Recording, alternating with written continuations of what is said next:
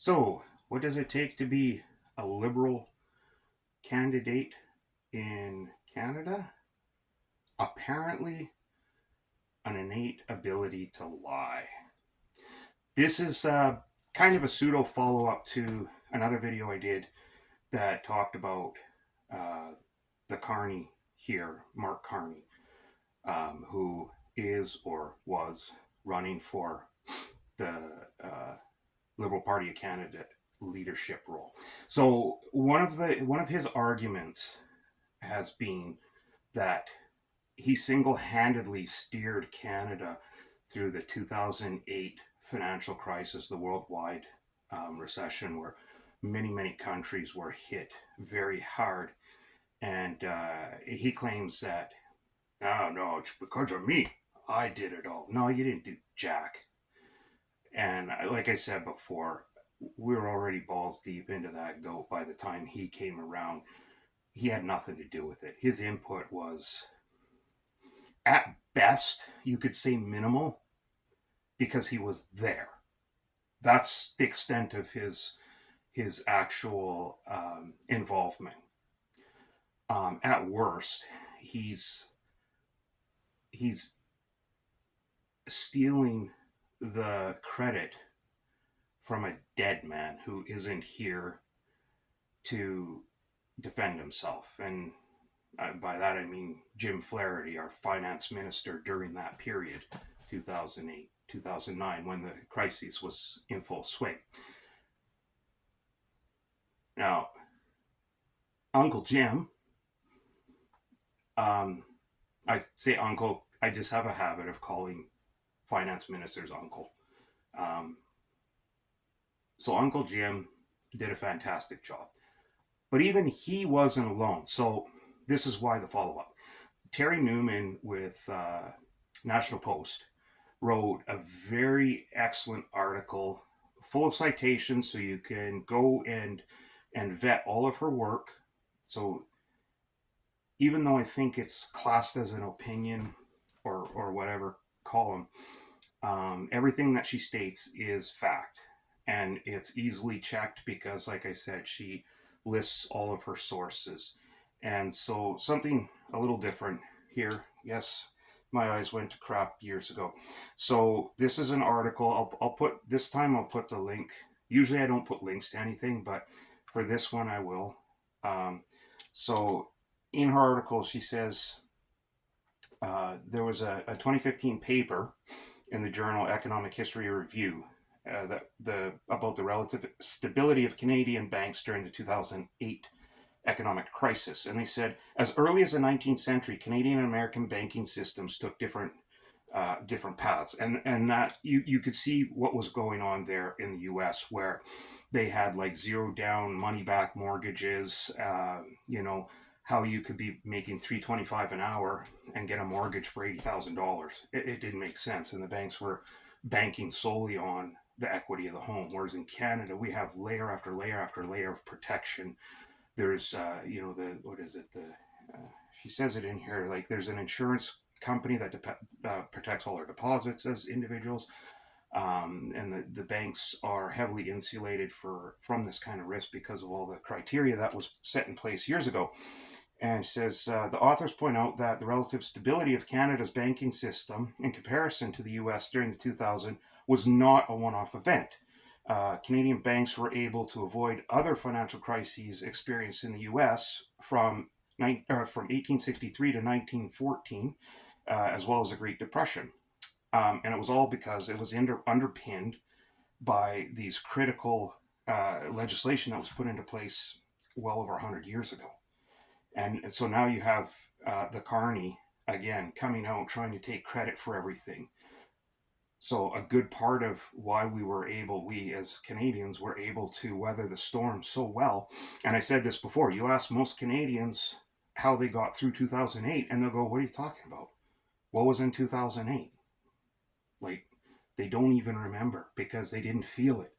If you don't feel it in the pocketbook or on in the grocery cart, then you don't pay attention to it.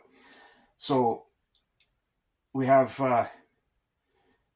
another fellow. This is another one, Willard Estey, I'm not sure, it's Estey, Estey, says is not a household name, um, but he is the one that should be acknowledged for the regulatory changes that the Carney was more than happy to sit back and accept on Jon Stewart's Daily Show, right? So Estey, uh, in 1985, he chaired a commission of inquiry into the collapse of CCB and Northland banks. So these are two banks in Alberta that decided to operate independently from the Canadian system, federally, nationally. And they ended up getting caught in 1980. There was a bunch of foreclosures in 1980. I remember as a kid watching on the news in 1980, 81 of people walking into the banks just defeated, exasperated, nothing left, um, and just basically handing over the keys to their house, going, I can't do it anymore. People were paying 16, 18, 20% for mortgage. Think about that. Yeah, the cost of houses weren't that great back then. They were low, but when you're paying 18, 20%, and you're making $4 or $5 an hour, $6 an hour in a good job, it's not sustainable.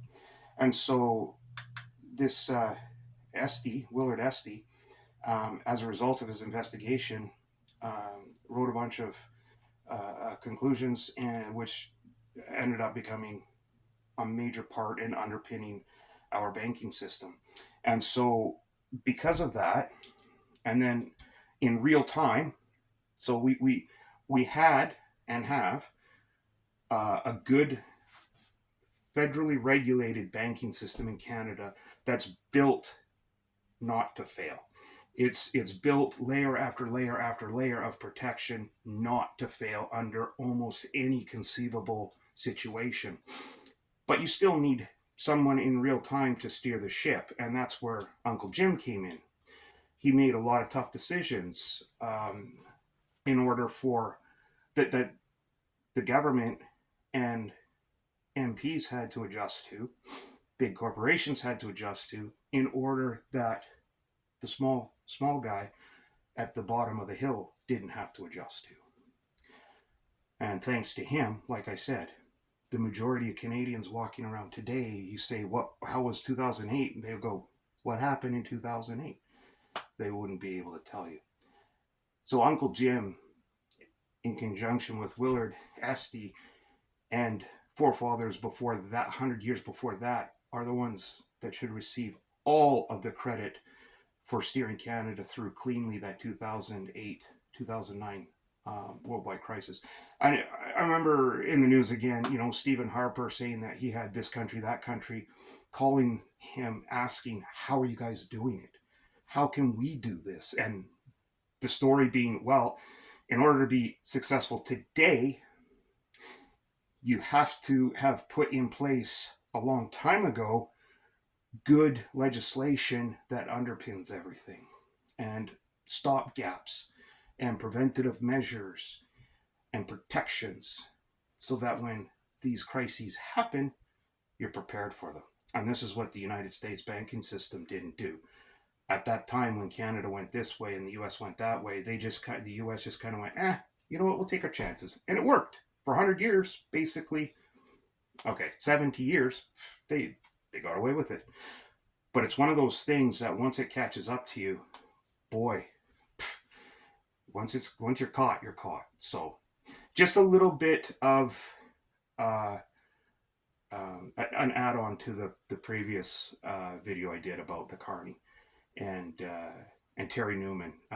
She's a very good writer. I really like her with National Post. So I would say check that article out. It's a quick read. It's only a few minutes, but it's chock full of some really good history, and it really gives you the full picture of how Canada's banking system has been so resilient over the past century plus. So, I'll like I said, there will be a link, and I would strongly recommend checking it out.